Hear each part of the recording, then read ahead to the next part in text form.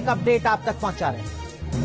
चलिए, और इस वक्त एक और बड़ी खबर आ रही है। रमन सिंह ने भी जीत का दावा किया है छत्तीसगढ़ में। हालांकि एग्जिट पोल कह रहे हैं कि वहां पर कांग्रेस को एडवांटेज है, लेकिन अगर क्लोज फाइट होती है तो यहां पर बीजेपी के लिए भी बड़ा मौका है। बीजेपी जीत का दावा कर रही है, जो कभी एक बार को ऐसा लग रहा था काफी पीछे है, लेकिन आखिर तक आते आते यहां पर एक टफ कंटेंडर के तौर पर उभरी। तो रमन सिंह जीत का दावा करते हुए क्या कुछ कह रहे हैं, जरा सुन लीजिए।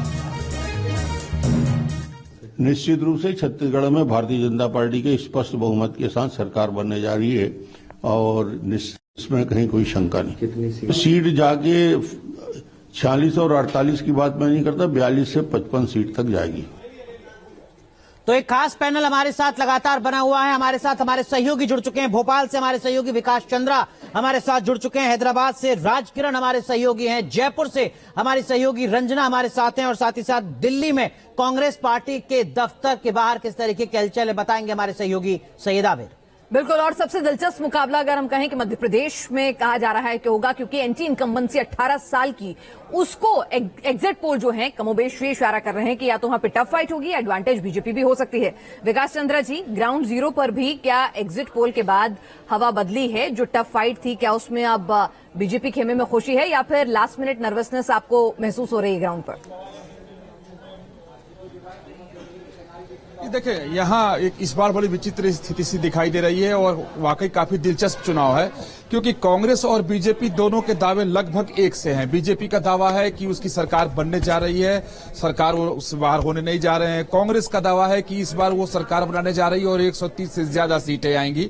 और बीजेपी के नेता तो यहां तक दावा कर रहे हैं कि कम से कम 116 और अधिकतम उनको 155 से 160 सीटें आ सकती हैं। तो कांग्रेस की और बीजेपी की दोनों की दावेदारी बराबर की और दोनों में काफी उत्साह देखने को मिल रहा है। हैरानी की बात यह भी है कि राजनीतिक पार्टियों को और बड़े नेताओं को इस बात का एहसास हो जाता है कि वो सत्ता में आ रहे हैं, नहीं आ रहे हैं, चुनाव हार रहे हैं या जीत रहे हैं। हालांकि न जाहिर करते हैं, न कैमरे के सामने आकर बोलते हैं, दावे तो करते ही रहते हैं, लेकिन एक उत्साह की बात है।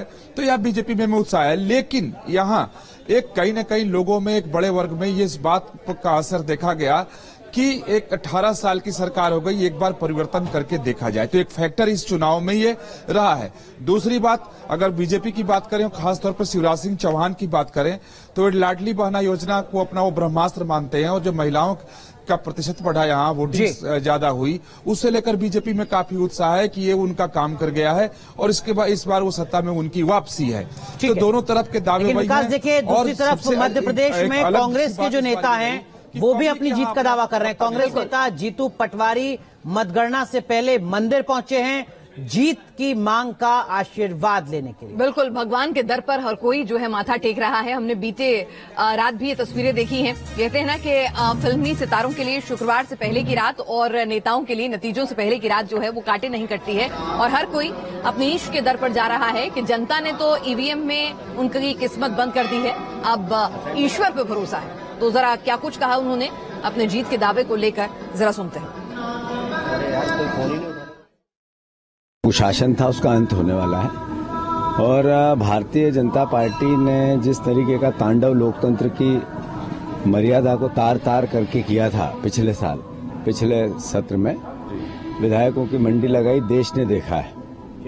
इन सब परिस्थितियों के बाद सबसे बड़ा बेरोजगारी का दर्द लोगों ने सहा, महंगाई का दर्द सहा, बीमारी का दर्द सहा, हर तरह का करप्शन या तो किसी ने उसको भोगा है या किसी न किसी रूप से उससे वो प्रभावित हुआ है, इस सरकार का देखा है।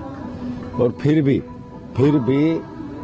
हर तरीके के हथकंडे के साथ इन्होंने जिस तरीके का प्रदेश में तांडव मचाया, उसका अंत होने वाला है। कांग्रेस आने वाली है, बीजेपी जाने वाली है। दावे अपने अपने हैं। जीतू पटवारी कह रहे हैं कि सत्ता परिवर्तन होगा, लेकिन कांग्रेस के खेमे में एग्जिट